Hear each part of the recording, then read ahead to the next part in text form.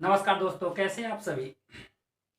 दोस्तों, मैं उम्मीद करता हूं कि आप लोगों की पढ़ाई ठीक ठाक चल रही होगी और आप समय का सदुपयोग कर रहे होंगे। अगर ऐसा नहीं है तो मैं आप लोगों से यही कहना चाहूँगा कि आप समय का सदुपयोग करें और अपनी पढ़ाई को जारी रखें। दोस्तों, हम जो 12th क्लास है बायो का जो क्लास हम जो ले रहे हैं, इसमें पहला चैप्टर पढ़ा रहे थे बायो का, जीवों में जनन।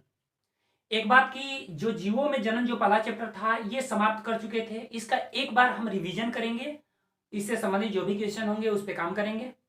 आज इस वीडियो में इससे संबंधित शुरुआत से पहला चैप्टर के सारे टॉपिक को रिवीजन एक बार करेंगे। दोस्तों, इस वीडियो को देखने से पहले आप मेरे पहले के जो भी वीडियो हैं जो पहले चैप्टर से रिलेटेड हैं उसको शुरुआत से आप देखें और आपको मेरा प्रत्येक वीडियो आप तक पहुंचे। मैं जैसे ही अपलोड करूँ आप तक नोटिफिकेशन चला जाए, इसके लिए आप हमारे इस चैनल को सब्सक्राइब कर दें और बेल आइकन दबा दें, ताकि जैसे ही अपलोड किया जाए आप तक उसका मैसेज पहुंच सके और आप सारे वीडियो को देख सकें। दोस्तों, एक बात और कि आप जो भी चीज़ों को आप देख रहे हैं, जो पढ़ रहे हैं, उसका आप नोट्स साथ साथ तैयार करते जाइएगा, क्योंकि वो आपके लिए ज़रूरी है। इस हम वीडियो में पढ़ेंगे, हम पूरे पहले चैप्टर का एक बार रिवीजन करेंगे। आप देखते जाइए एक एक करके और उसको समझते जाइएगा। देखिए, पहला जो चैप्टर है वो जीवों में जनन। जीवों में जनन यानी पहला नंबर, जीवों में जो प्रत्येक जीव होते हैं एक निश्चित काल तक जीवित रहते हैं। प्रत्येक जीवों का अलग अलग समय होता है, एक अलग समय पर वो जीवित रहते हैं, अलग समय तक एक जीवित रहते हैं, एक निश्चित समय तक जीवित रहते हैं। जैसे मान लेते हैं मनुष्य, तो मनुष्य अलग समय तक जीवित रहेगा। मान लेते हैं हो सकता है 100 वर्ष तक जीवित रहे, लेकिन अगर मान लेते हैं वही हम देखते हैं अगर कुत्ते का, तो वो 25 साल तक ही जीवित रहे। तो एक बात देखिए कि प्रत्येक जीवों की जीवन अवधि अलग अलग होती है, क्योंकि वो निश्चित समय तक प्रत्येक जीव जीवित रहते हैं। और जीवों को जन्म से लेकर मृत्यु तक का समय जीवन अवधि कहलाता है। प्रत्येक जीव एक निश्चित काल तक जीवित रहते हैं तथा जीवों के जन्म से लेकर मृत्यु तक का समय जीवन अवधि कहलाता है। ध्यान सुनते जाइएगा। प्रत्येक जीवों की जीवन अवधि अलग अलग होती है। जैसे मैंने बताया कि मनुष्य का अलग होगा, कुत्ते का अलग होगा, घोड़े का अलग होगा, अन्य फसली पादप का अलग होगा। आपको मान लेते गुलाब का पौधा हो गया, बरगद का पौधा हो गया, कछुआ हो गया, ये जितने भी हैं इन सब का अलग अलग जीवन अवधि होता है। जैसे कि और इनका जीवन अवधि उनके आकार पर निर्भर नहीं करता। ऐसा नहीं है कि अगर किसी जीव का आकार छोटा है तो उसकी जीवन अवधि कम होगी, ऐसा जरूरी नहीं है। कोई जीव का अगर आकार बड़ा है तो उसकी जीवन अवधि अधिक होगी, ऐसा कोई जरूरी नहीं है। आप देख सकते हैं कि प्रत्येक जीवों की जीवन अवधि अलग अलग होता है, जो उसके आकार पर निर्भर नहीं करता। एक बात और, जैसे आप हाथी का देख सकते हैं 75 वर्ष होता है, कुत्ते का 25 वर्ष होता है, घोड़े का 50 वर्ष होता है और कछुए का लगभग 100 से 150 वर्ष तक होता है जीवन अवधि। अब देखिए, अगला है जनन, जो हम मेन पढ़ रहे हैं। जनन जनन जनन एक ऐसी क्रिया है जिसमें प्रत्येक जीव अपने जैसा संतान उत्पन्न करता है। और इसमें आप देख सकते हैं कि प्रत्येक जीव अपने जैसा संतान उत्पन्न करता है। ये एक जीवों का लक्षण भी है। प्रत्येक जीवों में ये एक लक्षण होता है कि जो अपने जैसा संतान उत्पन्न करता है। जनन जरूरी क्यों है? तो पहला नंबर, अगर जाति की निरंतरता बनाए रखना है, जिससे कि वह जाति विलुप्त ना हो, तो जरूरी है जनन। जाति की निरंतरता, मानते हैं वंश को बनाए रखना है, जाति को बनाए रखना है, तो जनन जरूरी है। पृथ्वी पर जितने जो भी जीव हैं उनका एक अपना जीवन अवधि है, जिसके बाद उसकी मृत्यु हो जाती है। लेकिन वो मृत्यु के बाद फिर उसका अस्तित्व कैसे रहेगा? तो जनन किस कारण संभव है? यानी पृथ्वी पर जीवन के जीवों के अस्तित्व को बनाए रखने का कार्य करता है ये जनन। जनन, मान लेते कोई जीव मर गया तो मरे हुए जीवों के जगह जो नए जीव जन्म लेते हैं उसके जगह स्थापित हो जाते हैं, तो ये भी एक प्रतिस्थापन का काम करता है। जनन दो प्रकार के होते हैं, अलैंगिक जनन, लैंगिक जनन। अलैंगिक जनन में ये एक जनकीय होता है, ध्यान रखिएगा, एक जनकीय, इसको हम बाद में बता दे रहे हैं। एक जनकीय होता है, इसमें यानी इसमें नर तथा मादा ऐसा नहीं होता कि अलग अलग भाग लेते हैं, कोई एक जीव भाग लेता है। युग्मक निर्माण नहीं होता है, मतलब जनन कोशिकाओं का निर्माण नहीं होता है। लैंगिक अंग का निर्माण नहीं होता है, यानी लैंगिक अंग नहीं बनेंगे। एक कोशिकीय और अकोशिकीय जीवों में ऐसा होता है। कुछ उच्च वर्गीय पादपों में, कुछ जीवों में ये अलैंगिक जनन क्रिया होती है। जैसे कायिक जनन हो गया, कुछ उच्च वर्गीय पादपों में होता है। अब देखिए, जो अलैंगिक जनन द्वारा उत्पन्न जो जीव होते हैं वो या तो आपस में एक समान होते हैं, नहीं तो वो जनक के समान होते हैं। यही कारण है कि उन जीवों को क्लोन कहा जाता है। अलैंगिक जनन द्वारा उत्पन्न जीव या तो आपस में एक समान होते हैं, नहीं तो वो जनक के समान होते हैं। यही कारण है कि अलैंगिक जनन द्वारा उत्पन्न जीव को क्लोन कहा जाता है। अब देखिए, अलैंगिक जनन में विखंडन, मुकुलन, कायिक जनन, बीजाणु जनन और अनिषेचक जनन, ये सभी जनन शामिल हैं। विखंडन में द्विविखंडन और बहुविखंडन। द्विविखंडन में जीवों का शरीर दो भागों में बढ़ जाता है। जैसे उसमें अमीबा हो गया, पैरामीशियम हो गया, युगलिना हो गया, जीवाणु, गोनियालैक्स, ये जो भी जीव हैं इनमें द्विविखंडन की क्रिया होती है, यानी उनका शरीर दो भागों में विभाजित हो जाता है। जैसे परिपक्व होगा दो भागों में विभाजित हो जाएगा और एक से वो दो जीव बन जाएंगे। बहुविखंडन, बहुविखंडन प्लाज्मोडियम में होगा, अमीबा में होगा, आपको मोनोसिस्टिस में होगा, मोनोसिस्टिस में भी होगा। ये क्या होता है कि वो जीव का शरीर कई सारे हिस्सों में बंटता है, लेकिन बंटने से पहले वो जीव के चारों ओर एक परत तैयार होता है जिसको हमें कहते हैं पुट्टी। और वो जैसे ही पुट्टी फटेगा तो एक साथ कई सारे जीव जन्म ले लेंगे, जिसको पुट्टी विस्फोट के बाद ये कई सारे जीव जन्म लेंगे। उसके बाद देखिए मुकुलन। मुकुलन में क्या होता है कि जीवों के किसी हिस्से से उन एक भाग निकलता है, एक अंकुरन टाइप से निकलता है और वहां से वो वृद्धि करके वो धीरे धीरे फिर अलग हो जाता है, उसको हम मुकुलन कहते हैं। और वो जो निकलता है पहले जो अंकुरन टाइप से, उसको हम मुकुल कहते हैं। तो ध्यान रखिएगा, ये दो तरह से होगा, एक बाह्य मुकुलन, दूसरा आंतरिक मुकुलन। जब शरीर के बाहरी हिस्से से जब मुकुलन की क्रिया हो तो उसको बाह्य मुकुलन कहेंगे, जिसमें हाइड्रा, साइकॉन, इसमें बाह्य मुकुलन होता है। जबकि स्पॉन्जिला में देख लीजिएगा, जो स्वच्छ जल में पाया जाता है, इसमें आंतरिक मुकुलन होता है। उसके आंतरिक हिस्से से वो मुकुल निकलता है और एक नए जीव की उत्पत्ति हो जाती है। अब देखिए कायिक जनन।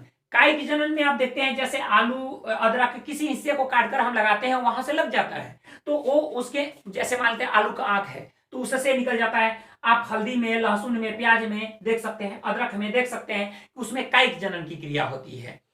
एक बात और कि जलकुंभी स्थिर जल में सबसे तेजी से विकास करने वाला पादप है, जिसको वाटर हाइसिंथ कहते हैं। और बंगाल में, बंगाल की खाड़ी है, वहां जल में ये बहुत काफी मात्रा में है। और ये क्या करता है कि वो जल से ऑक्सीजन को अवशोषित कर लेता है और अवशोषित करने के बाद वहां के ऑक्सीजन की कमी हो जाती है और जलीय जीव मरने लगते हैं। इसीलिए जलकुंभी को अर्थात वाटर हाइसिंथ को हम बंगाल का आतंक कहते हैं। अब देखिए उसके बाद बीजाणु जनन आपको क्लैमाइडोमोनास में, इलोथ्रिक्स में, राइजोपस जो कि रोटी पर पाया जाता है, जो कवक, इन सब में क्या होता है, बीजाणु जनन होता है। और निषेचक जनन कुछ ऐसे जीव होते हैं जिनमें निषेचन से पहले ही उसके जो अंडाणु होते हैं उसमें जीवों की उत्पत्ति हो जाती है। कुछ पक्षी वर्ग भी है, कुछ सरीसृप वर्ग है जिसमें ऐसा होता है, तो उसको अनिषेचक जनन कहते हैं। अब देखिए लैंगिक जनन।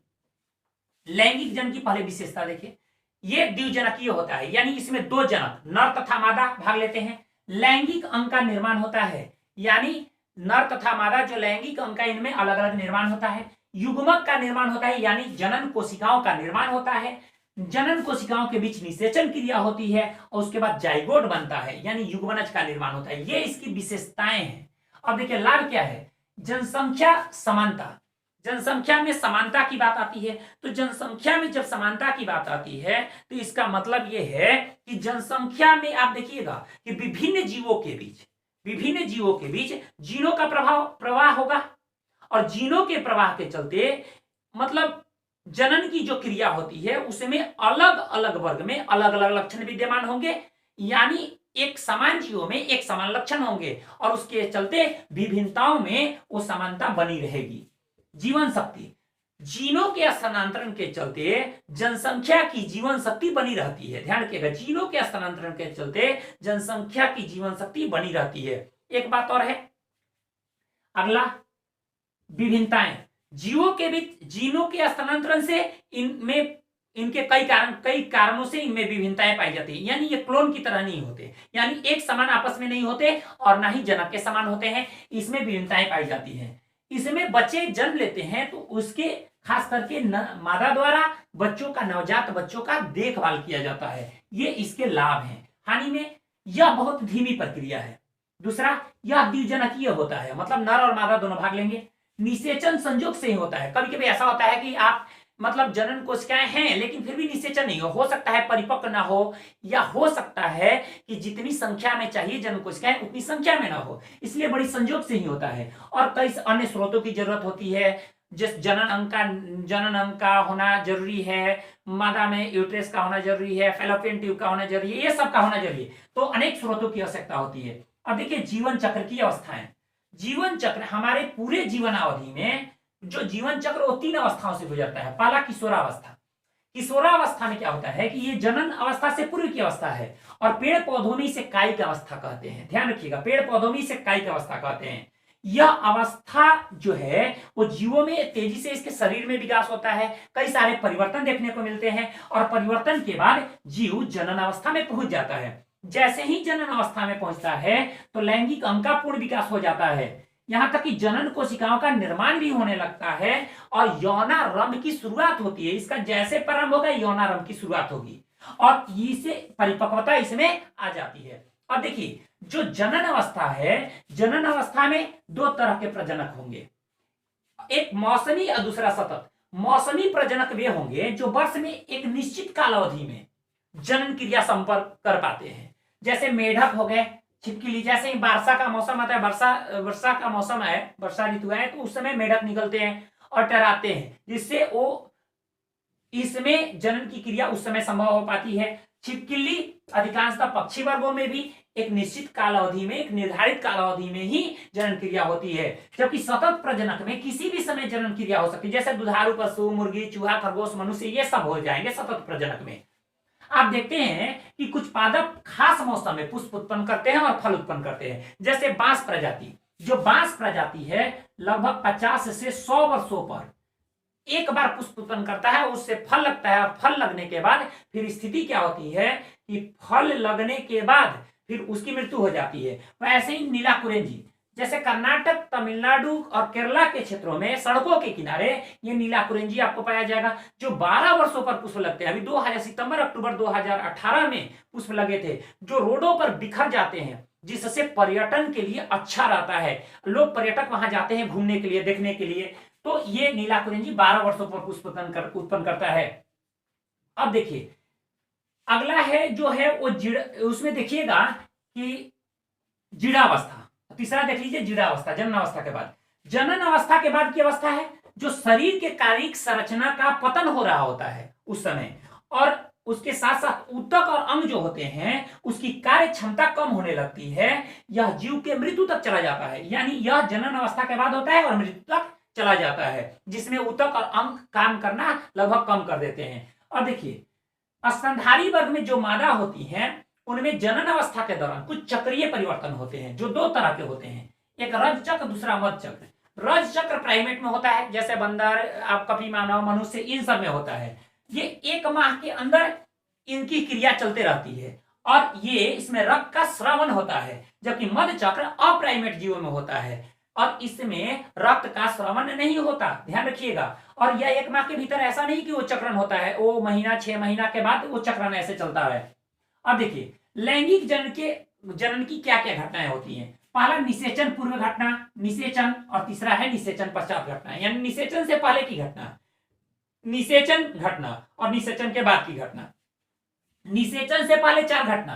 पहला नंबर जनन कोशिकाओं का निर्माण होगा, दूसरा लिंग का विकास होगा, और जब जनन कोशिकाओं का निर्माण होगा उस दौरान कोशिका विभाजन होगा, और फिर जनन कोशिकाओं का स्थानांतरण होगा। अब देखिए जो जनन कोशिकाओं का निर्माण है वो 2 तरह से, एक कुछ जीव होते हैं समयुग्मकी, कुछ होते हैं विषम युग्मकी। समयुग्मकी में जिसमें नर और मादा जनन कोशिका कोई अलग अलग नहीं होता, वो एक ही तरफ होता है, यानी एक रूपता उसमें पाया जाता है। जैसे कुछ शैवाल वर्ग में एक रूपता पाया जाता है और उसमें समयुग्मकी उसको कहते हैं। समयुग्मकी में अलग अलग जनन कोशिकाएं नहीं होती हैं, एक ही तरह की जनन कोशिकाएं होती हैं जिससे उनका विकास होता है। जबकि विषम युग्मकी में नर जनन कोशिका और मादा जनन कोशिका अलग अलग होती हैं। नर जनन कोशिका शुक्राणु के रूप में होता है, जबकि मादा जनन कोशिका अंडाणु या डिंबाणु के रूप में होता है। अब देखिए जीवों की लैंगिकता। जीवों की लैंगिकता के आधार पर इसे 2 भाग में बांटते हैं। कुछ एकलिंगी होते हैं और द्विलिंगी। एकलिंगी वे जीव होते हैं जिसमें नर और मादा जननांग अलग अलग जीवों में पाए जाएं, जिसको एक लिंगाश्रयी जीव भी कहते हैं, जैसे मनुष्य हो गया या अन्य कई सारे उच्च वर्गीय जीव। जबकि द्विलिंगी जीव या उभयलिंगी उसे कहते हैं जिसमें नर और मादा एक ही में पाया जाता है जननांग, जैसे केचुआ, टेपवर्म, जोंक, ये सब जो है इसमें ये द्विलिंगी है, जिसके उभय लिंगाश्रयी भी कहा जाता है इन्हें। अब देखिए, युग्मक संरचना के दौरान यानी जब जनन कोशिकाओं का निर्माण होता है उस समय कोशिका का विभाजन होता है, और इस दौरान जब कोशिका का विभाजन होता है तो ध्यान से समझिएगा कि कोशिका विभाजन के समय जो जनन कोशिकाएं होती हैं, जो भी जनन कोशिकाएं होती हैं, वो जनन कोशिकाएं अवगुणित होती हैं, चाहे वो किसी से निर्मित हो, चाहे वो द्विगुणित जनन कोशिका से निर्मित हो या अवगुणित जनन कोशिका से, अवगुणित जनक से निर्मित हो। अवगुणित से निर्मित जनन कोशिका भी अवगुणित होती है और द्विगुणित से निर्मित जनन कोशिका भी अवगुणित होती है, यानी जनन कोशिकाएं किसी स्थिति में अवगुणित अवस्था में होती है, विभाजित होकर। अब देखिए, अब उसके बाद क्या होता है कि युग्मक स्थानांतरण, यानी जनन कोशिकाओं का स्थानांतरण, नर से मादा में स्थानांतरण। नर से मादा में स्थानांतरण होता है तो नर की जनन कोशिका चलनशील होती है, जबकि जो बाह्य निषेचन होता है, जो बाहरी शरीर से बाहरी हिस्से में जब निषेचन होता है जलोल में, तो जल के माध्यम से नर और मादा दोनों जनन कोशिकाएं चलकर एक दूसरे के पास आती हैं। इस दौरान दोनों जनन कोशिकाएं चलनशील होती है, यानी बाह्य निषेचन में कुछ जीवों में, जलीय जीवों में नर तथा मादा दोनों जनन कोशिकाएं चलनशील होती हैं, जबकि अलग जो आंतरिक निषेचन जिनमें होता है उनमें केवल नर जनन कोशिका चलनशील होता है, जो जाकर मादा जनन कोशिका से मिलता है। तो यह होगा युग्मक स्थानांतरण। अब देखिए, निषेचन। निषेचन एक महत्वपूर्ण घटना है जिसमें जनन कोशिकाएं एक दूसरे के पास आकर संलयनित हो जाती हैं, मतलब एक दूसरे से जुड़ जाती हैं। जुड़ना, संलयन का मतलब जुड़ना, एक दूसरे से जुड़ना, संलयनित हो जाती हैं, जिसको हम निषेचन कहते हैं। कभी कभी ऐसा होता है कि निषेचन जब शरीर के अंदर हो तो उसको हम आंतरिक निषेचन कहते हैं, और जब शरीर से बाहर हो तो उसको बाह्य निषेचन कहेंगे। अब देखिए, कभी कभी ऐसा होता है कि जीवों में बिना निषेचन के ही मादा का जो अंडाणु होता है वो बच्चों, एक नए शिशु को जन्म दे देता है, और ऐसे जनन को हम अनिषेचक जनन कहते हैं। यानी जब बिना किसी नर के जनन कोशिका के मिले ही अंडाणु एक नए जीव की उत्पत्ति कर दे तो उसको अनिषेचक जनन कहते हैं। अब देखिए, निषेचन के बाद दो घटनाएं होंगी, युग्मनज का निर्माण होगा और भ्रूण का उद्भव होगा। युग्मनज मतलब जाइगोट का निर्माण होगा। जब जनन कोशिकाएं मिल गई तो जाइगोट बनेगा। जाइगोट के बाद, जाइगोट के निर्माण के बाद अब क्या होगा कि कोशिका विभाजन होने लगेगा, समसूत्री कोशिका विभाजन, जिससे कोशिकाओं की संख्या में वृद्धि होगी। और कोशिकाओं की संख्या में वृद्धि के साथ साथ स्थिति क्या उत्पन्न होगा कि कोशिकाओं की संख्या में वृद्धि से शरीर का, भ्रूण का विकास होने लगेगा, और विकास होने के क्रम में उनके अंगों का भी निर्माण होगा, यानी अलग प्रकार के ऊतक और अलग प्रकार के अंग का निर्माण होने लगेगा। वो विभेदन क्रिया द्वारा होगा, विभेदीकरण की क्रिया द्वारा अलग प्रकार के ऊतक एवं अंगों का विकास होता है, और जिसके बाद वो भ्रूण में कई सारे अंग निर्मित हो जाते हैं। अब देखिए, कभी कभी ऐसा होता है कि दो तरह के जीव आप देखते हैं, एक होता है अंड प्रजनक, अंड प्रजनक, और एक होता है आपको जनक, जो संतति प्रजनक। तो अंड प्रजनक में अंडे देते हैं जीव, जैसे पक्षी वर्ग, सरीसृप वर्ग। तो क्या होता है कि अंडे देते हैं, तो जब जाइगोट बनता है तो उसके चारों ओर एक कैल्शियम की परत, एक कैल्शियम के कवच से वो ढक जाता है। और जब अंडे दे देते हैं तो जब परिपक्व हो जाता है, जब युग्मनज, जब वो भ्रूण के रूप में आ जाता है, बस एक शिशु के रूप में आ जाता है, तो कवच टूट जाता है, जिससे कई सारे जीवों की उत्पत्ति हो जाती है। एक बात और है कि पादपों में पराग कोश से परागकण स्थानांतरित जब होता है मादा जनन अंग में, तो मादा जनन अंग के युग्म बीजांड वाले हिस्से में जाइगोट बनता है। मादा जनन अंग के बीजांड वाले हिस्से में, पेड़ पौधों के मादा जनन अंग के बीजांड वाले हिस्से में बनता है आपका युग्मनज, जाइगोट। एक मिनट,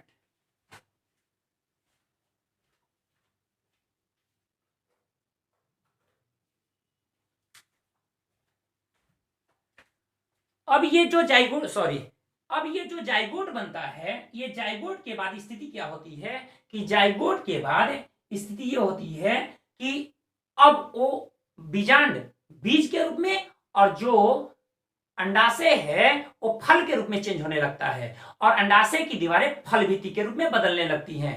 दोस्तों ये आपके पहले चैप्टर से जुड़ी हुई सारी चीजें थी और ये हम जहां तक उम्मीद करते हैं कि आप लोगों को ये सारा समझ में आया होगा और हम उम्मीद करते हैं कि आप इसको अच्छे से एक बार पढ़ करके और नोट्स तैयार कीजिए। हम अगले वीडियो में मिलते हैं दूसरे चैप्टर के साथ और आप आज इस वीडियो में इतना ही। धन्यवाद।